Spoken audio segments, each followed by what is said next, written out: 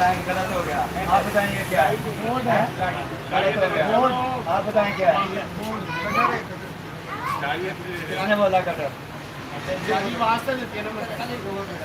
इसके अंदर आप अपनी सीलिंग नहीं होती हमारे किचन में जो होती है वो काट के तो वो किचन में यूज करते हैं। कटर ही है जो किसी फ्रिज में पे है देखो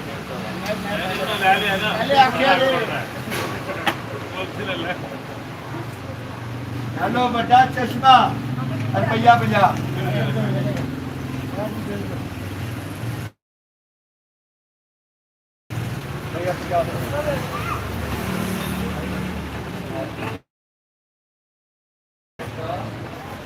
जी ये है खराब के आगे टूल्स लगने वाला ये